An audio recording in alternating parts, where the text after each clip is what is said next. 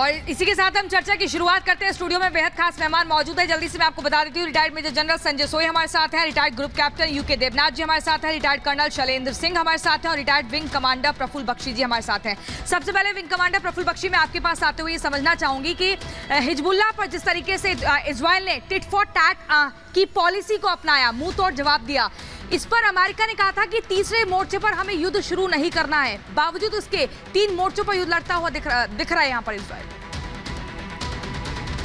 मेरे को आपका क्वेश्चन समझ नहीं आ रहा, जरा मेरे को वॉल्यूम कम है आपका, काइंडली वॉल्यूम इंक्रीज करवाइए। सर, अमेरिका की हम बात करें तो उसने 3 मोर्चे पर युद्ध लड़ने के लिए मना किया था। हिजबुल्लाह को मुंह तोड़ जवाब दिया क्योंकि हिजबुल्लाह की तरफ से एंटी टैंक मिसाइल फेंके गए थे।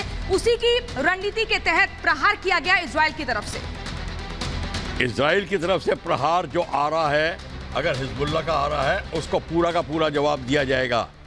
अगर आप सोचते हैं कि सिर्फ रणनीति अमेरिका डिसाइड करेगा इजराइल की, ये बात गलत है। इजराइल ऑन द स्पॉट जो रिक्वायरमेंट होगी वो करेगा, तो उसमें कोई उसमें दो राय नहीं है। ये दूसरी बात है कि ऑक्यूपेशन ऑफ गाजा की बात आ रही है, वो इजराइल उस समय डिसाइड करेगा जब उसको करना है।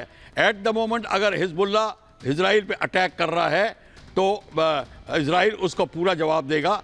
अगर इजराइल के ऊपर और कहीं से और अटैक आता है तो अमेरिका रेडी है। तो इजराइल की जो रणनीति है बिल्कुल तैयार है। अमेरिका एक गाइडेंस है उसके लिए, उसको डिक्टेट नहीं करेगा कि लड़ाई कैसे करो कैसे ना करो। उसकी मदद जरूर करेगा, लॉजिस्टिक सपोर्ट करेगा, एयरक्राफ्ट कैरियर्स आ रहे हैं, अटैक हेलीकॉप्टर्स आ रहे हैं और नीड पड़ी तो सोल्जर्स भी हैं, पर उसकी भी अभी कोई सूचना नहीं है कि सोल्जर्स भाग लेंगे। और इसलिए मैं आपको ये बता दूं कि इजराइल की जो एक्शन होंगे वो अपने खुद सोच समझ के ऑन द स्पॉट एक्शन लेगा। हिजबुल्लाह को कहाँ अटैक करना है, किस वेपन से अटैक करना है, वो सब कुछ देखेगा और अपने लोगों की रक्षा कैसे करेगा। जो रेड क्रॉस के लोग हैं और जो ह्यूमैनिटेरियन ऑर्गेनाइजेशन के लोग हैं, अगर वो फंसे हुए हैं तो उसके लिए नेगोशिएशंस कैसे करेगा वो भी इजराइल डिसाइड करेगा और अमेरिका और बाकी कंट्रीज की मदद लेगा। इजराइल सर उसी तरीके से हर मोर्चे पर तैनाती उसकी नजर भी आती है, फिर चाहे अपने बंधकों, अपने जो नागरिक हैं जो बंधक बनाए गए हैं उनको छुड़ाने को लेकर के हो या फिर जो लोग फंसे हुए हैं उन्हें वहां से निकालने को लेकर के हो। संजय सोई सर, अभी हम तस्वीरें दिखा रहे थे कि किस तरीके से गोलान हाइट्स पर यहाँ पर विस्फोट हुए हैं, लेकिन ये तो पूरा इजराइल का यहाँ पर कब्जा है, इजराइल की वो जमीन है, तो ऐसे में किसके सर फोड़ा जाए? आखिरकार किसने क्या? सीरिया को मारा जाए कि सीरिया भी अब उतर रहा है इस वॉर में?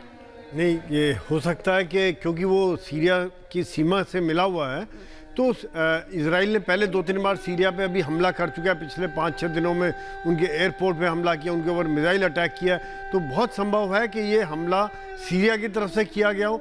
लेकिन एक मैं ये भी कहता हूँ कि फॉल्स फ्लैग है, किसी और ने फायर करके वहाँ रॉकेट गिरा दिया हो।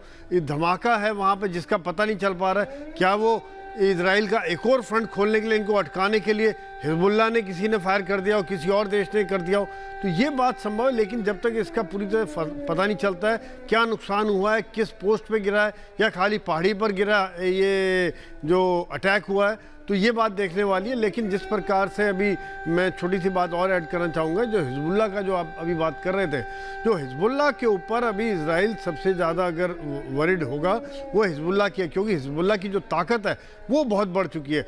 यहाँ पर अगर हम देखा जाए ताकत के हिसाब से उनके हमले नहीं हो रहे हैं।